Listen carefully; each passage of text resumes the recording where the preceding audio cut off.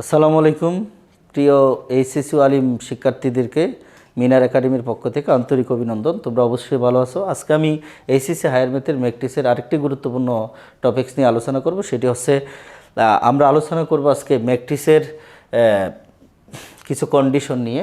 সেই কন্ডিশনগুলোর মধ্যে আছে তোমার অনুরাশি এবং সহগুণক। এই দুইটা টপিকস নিয়ে আলোচনা করবে, যেহেতু এগুলো পরীক্ষায় খুবই আসে এবং অ্যাডমিশন টেস্ট এবং এমসিকিউর জন্য খুবই গুরুত্বপূর্ণ একটা টপিকস, অনুরাশি এবং সহগুণক। আমরা আজকে আলোচনা করব অনুরাশি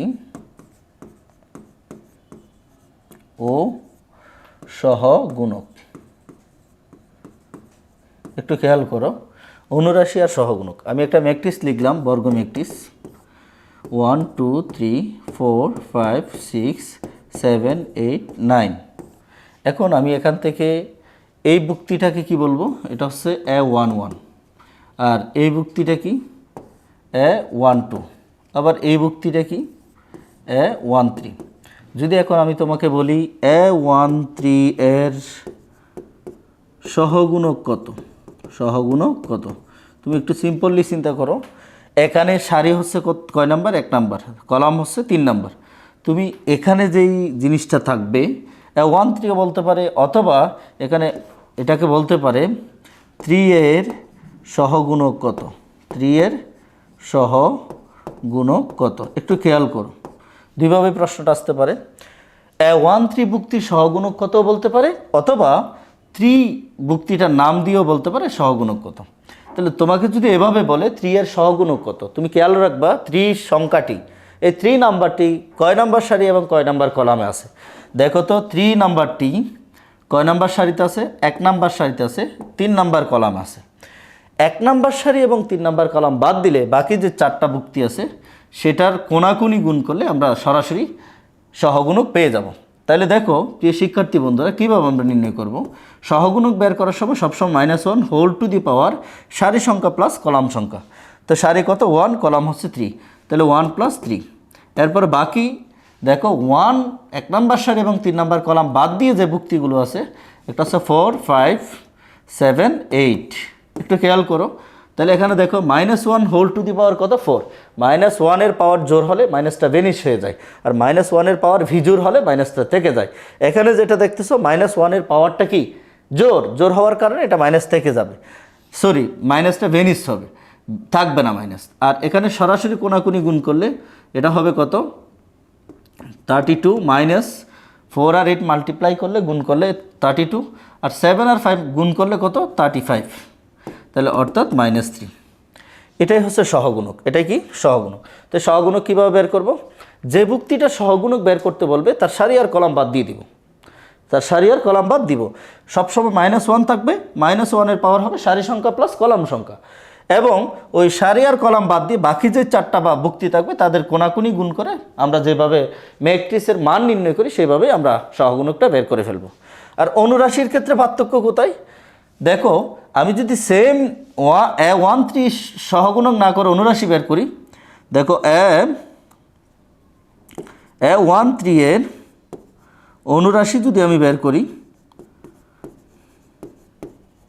একটু খেয়াল করো, এটার অনুরাশি বের করলে এখানে -1 হোল টু দি পাওয়ার সারি সংখ্যা প্লাস কলাম সংখ্যা যেটা থাকবে সেটা থাকবে না। আর সরাসরি এটা কয় নাম্বার সারি? 1 নাম্বার সারি, 1 নাম্বার সারি বাদ, কয় নাম্বার কলাম? 3 নাম্বার কলাম বাদ, বাকি বুক্তিগুলো লিখে দাও 4 5 7 8। এবার কোনাকুনি গুণ করো 32 35, অর্থাৎ মাইনাস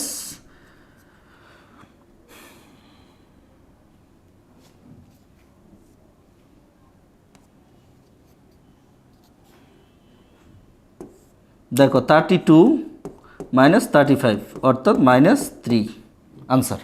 তো একটু খেয়াল করো সহগুণক আর অনুরাশির মধ্যে পার্থক্যটা কোথায়? সহগুণক বের করার সময় -1 হোল টু দি পাওয়ার সারি সংখ্যা প্লাস কলাম সংখ্যা হবে, আর অনুরাশির ক্ষেত্রে -1 হোল টু দি পাওয়ার সারি সংখ্যা প্লাস কলাম সংখ্যা এটা হবে না। আবার বলছি, সহগুণকের ক্ষেত্রে চিহ্নটা হিসাব হবে, আর অনুরাশির ক্ষেত্রে চিহ্নটা হিসাব হবে না, প্লাস মাইনাসের যে চিহ্নটার হিসাবটা হবে না। প্রিয় শিক্ষার্থী বন্ধুরা, এইভাবে আমরা আমাদের যত প্রকার ম্যাট্রিক্স আছে তাদের সহগুণক আর অনুরাশি বের করে ফেলতে পারবো। আমি যদি তোমাকে বলি 7 এর সহগুণক কত, তাহলে তুমি একটু খেয়াল করো, 7 এটা 3 নাম্বার সারি 1 নাম্বার কলামে, তাহলে বাকি বুক্তি কত? 2 3, তারপর হচ্ছে 4 5 6। তাহলে এখন দেখো 7-এর সহগুণক যদি আমরা বের করি, 7-এর সহগুণক, তাহলে কি হবে? সূত্রের -1 হোল টু দি পাওয়ার সারি সংখ্যা প্লাস কলাম সংখ্যা। এটা 1 নাম্বার কলামে 3 নাম্বার সারিতে, তাহলে 3 + 1, তাহলে 1 নাম্বার কলাম 3 নাম্বার সারি বাদ দিলে বাকি থাকে 2 3 5 6। এখন দেখো -1 হোল টু দি পাওয়ার জোড় সংখ্যা, তাহলে মাইনাসটা ভেনিশ হয়ে যাবে। তাহলে এখানে হবে 12 - 15 অর্থাৎ -3। অনুরাশি হলে কি হবে?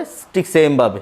তাহলে প্রিয় শিক্ষার্থী বন্ধুরা, তোমাদের মনে রাখতে হবে আমার A12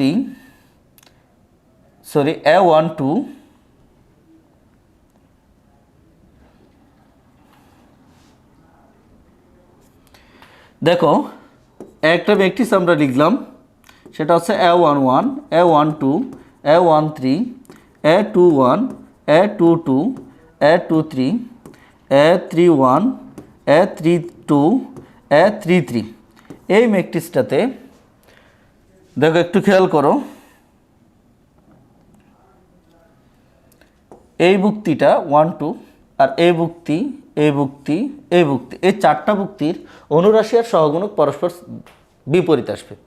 যদি এটার অনুরাশি সহগুণক আসে 5, তাহলে অনুরাশি হবে -5। আবার যদি সহগুণক আসে -5, তাহলে অনুরাশি আসবে 5।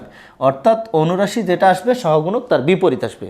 অর্থাৎ অনুরাশি যদি +5 হয়, সহগুণক -5 হবে, আর সহগুণক যদি -5 হয়, অনুরাশি হবে +5।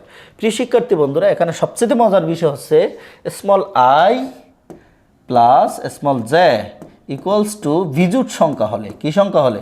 বিজোড় সংখ্যা হলে, সেই ক্ষেত্রে বিজোড় সংখ্যা হলে সেই ক্ষেত্রে একটু খেয়াল করো, সেই ক্ষেত্রে অনুরাশি আর সহগুণক পরস্পরের, অনুরাশি ও সহগুণক পরস্পর বিপরীত চিহ্ন বিশিষ্ট হয়, পরস্পর বিপরীত চিহ্ন বিশিষ্ট হয়, বিপরীত চিহ্ন বিশিষ্ট হয়, ক্লিয়ার? i হচ্ছে ভুক্তির সারি সংখ্যা, j হচ্ছে ভুক্তির কলাম সংখ্যা। সারি সংখ্যা এবং কলাম সংখ্যা যদি বিজোড় হয়, অনুরাশি আর সহগুণক পরস্পর বিপরীত চিহ্ন বিশিষ্ট হয়। আর যদি i + j = জোড় সংখ্যা হলে অনুরাশি আর সহগুণক একই হবে, অনুরাশি ও সহগুণক একই হবে, প্রিয় শিক্ষার্থীরা, একটু খেয়াল করো, যদি অ্যাডমিশন টেস্টে তোমার এই তথ্যটা জানা থাকে, তুমি একটা প্রশ্নের আনসার করতে পারবা। সেটা হচ্ছে, দেখো তোমাকে বলা হলো একটি ম্যাট্রিক্স, ভালো করে খেয়াল করো, যার মাত্রা 3/3, A31 এর সহগুণক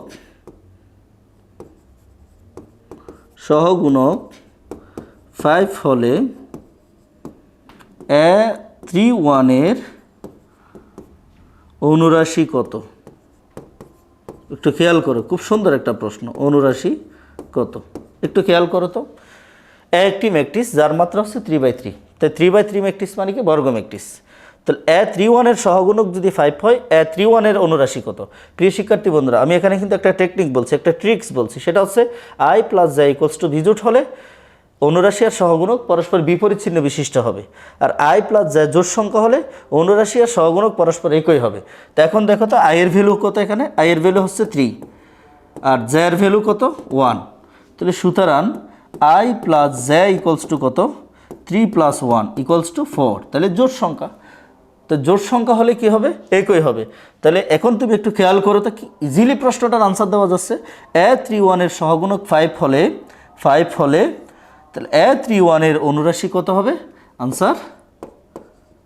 আনসার কত হবে? 5। প্রিয় শিক্ষার্থী বন্ধুরা, তাহলে তোমরা এই ট্রিক্সটার উপর ডিপেন্ড করে অনুরাশি সহগুণকের MCQ-গুলো সলভ করতে পারবে, যদি এভাবে থাকে।